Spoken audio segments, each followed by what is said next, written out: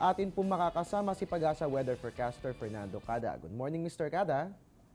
Good morning din sa iyo, Hari, at magandang umaga rin sa ating mga tagapanood ng Panahon TV.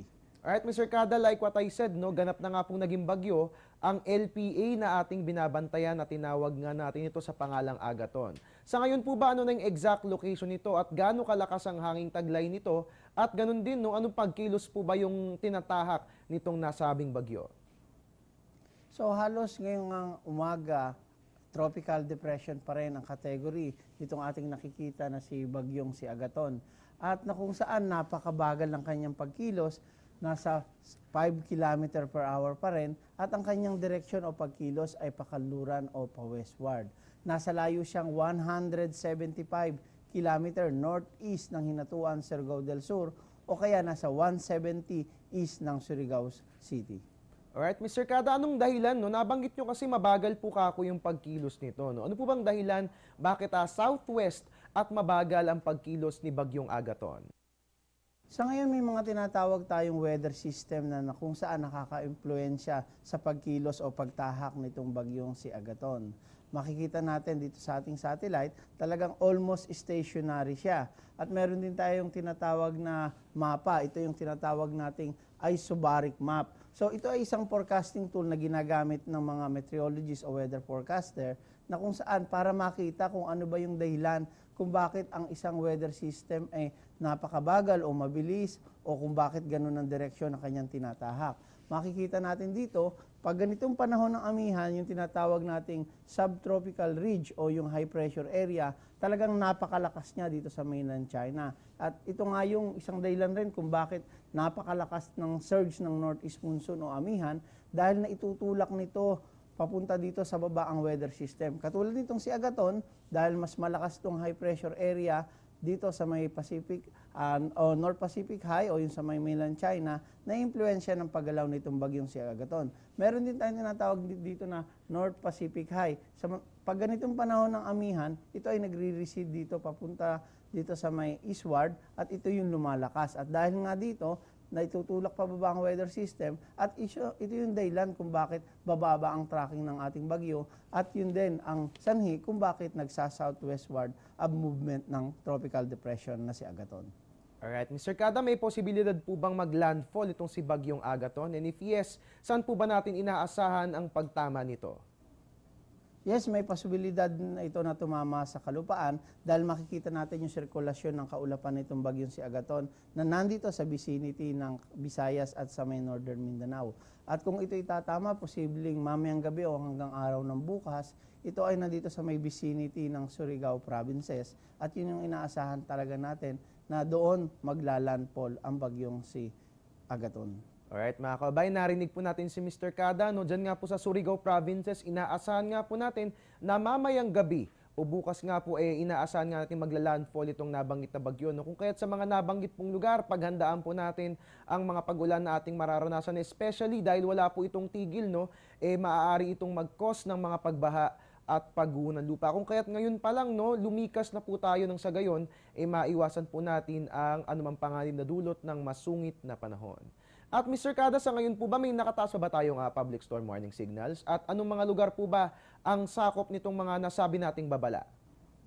Yes, sa ngayon, katulad ng pinakalabas natin kahapon, halos napakabagal ng paggalaw nitong bagyong si Agaton. Kaya nakataas pa rin ang public storm warning signal number 1 at ito ay dito sa may area ng Kabisayaan, particular dito sa may Southern Leyte. Samantalang signal number 2 naman, ay inaasahan natin sa malaking bahagi ng Mindanao at yan ay sa may Surigao del Norte, signal number 1, rather yan, sa may Surigao Island, Surigao del Sur, Dinagat Province, Agusan del Norte, Agusan del Sur, Davao Oriental at Compostela Valley.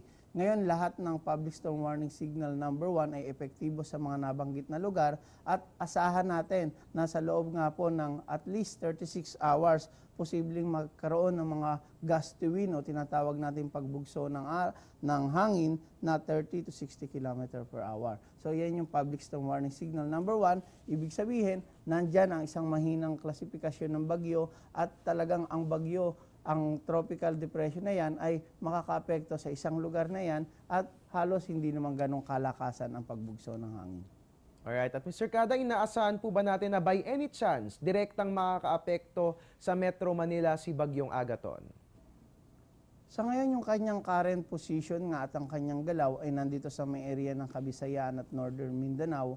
At kung talagang dire-diretso siyang magsa-southwestward, dito sa may area ng Metro Manila, halos hindi siya direktang maaapektuhan nung cloud ban nitong bagyong si Agaton. Subalit, dahil nandito yung ating pagbugso ng amihan, yung amihan ang inaasahan natin na makakaapekto sa magigilagay ng panahon dito sa Metro Manila. Alright mga kabayan, linawin lang po natin na yung mga cloud bands nga po nito ni Bagyong Agaton, inaasahan natin hindi direktang makakaapekto dito sa Metro Manila. At ang magpapaulan nga po sa atin, if ever, ito nga pong weather system na northeast monsoon o hanging amihan. At Mr. Kada, may posibilidad po ba na lumakas pa si Bagyong Agaton at maging isang ganap na tropical storm? Sa mga nakikita natin ng mga data na ginagamit ng Pag-asa, halos sa mga susunod na araw, ito ay magiging isa lamang na tropical depression. Unang dahilan, dahil nga malakas ang ating amihan o yung tinatawag nating hangin na cold and dry o yung cold intrusion. Ibig sabihin, pag malamig ang hangin at dry, hindi yung favorable para maging lumakas ang bagyo. Dahil tropical depression lamang siya at nandyan nga yung ating hanging amihan sa pinakikita nitong ating mapa. At yung malamig na hangin ang isang dahilan kung bakit halos mapapanatili niya ang klasifikasyon na isang tropical depression ang bagyong si Agaton. Alright mga kabayan, narinig nga po natin si Mr. Kada. No? Good news naman po yan dahil inaasahan natin na hindi naman lalakas bilang tropical storm itong si Bagyong Agaton. Dahil ang kailangan nga po ng bagyo para lumakas warm at moist air. At ang nagfu-fuel nga po kay Bagyong Agaton ang hangin nitong galing sa northeast monsoon na which is cold and dry. So inaasahan po natin na hindi magi-intensify itong nabanggit na bagyo. At Mr. Kada, ito yung pinakaabangan ng karamihan. No? Kailan na po ba natin inaasahan ang tuluyang paglabas ni Bagyong Agaton given na mabagal ang kanyang pagkilos? At kailan po ba natin inaasahan ang pagbuti sa lagay ng ating panahon? Base sa ating mga forecast track model, makikita natin itong bagyo o kaulapan ng bagyong si Agaton halos magiging mabagal at stationary dito sa may area na nabanggit natin at maaaring pagsapit ng Lunes o Martes. Unti-unti na at gradual na gaganda ang panahon dyan sa mga apektadong lugar. At may pagkakataon rin yung senaryo na nakikita natin na posibleng pagtama nito sa kalupaan, hihina ito at magiging low pressure area na lamang. At meron ding na model na nagpapakita kung talagang itong ating bagyong si Agaton na binabantayan ay halos magiging isang ganap na tropical depression lamang hanggang lumabas ito dito sa may area ng west part ng Visayas, papunta sa may Sulusi at exit siya sa may area ng Palawan. Yun pa rin yung ibang mga senaryo na ating binabantayan. Ganun pa man, talagang may mga pag-ulan at pagbugso ng hangin ang dala ng bagyong si Agaton. Alright mga kabayan, marami pa nga po tayong senaryo na binabantayan hinggil sa nasabing bagyo. No? So ang atin pong gagawin, ugaliin po natin ang pagtutok sa weather updates natin sa atin ng Pag-asa na syempre i-relay namin sa inyo. Dito lamang po yan sa Panahon TV. At Mr. Kada, ito huling tanong na lamang po para sa inyo ngayong araw. No? Ngayong araw po ba ng Sabado, ano bang mga dapat asahan sa lagay ng ating panahon? At last few reminders po para sa ating mga kabayan, especially doon sa makararanas ng mga pag-ulan dulot ni Bagyong Agaton.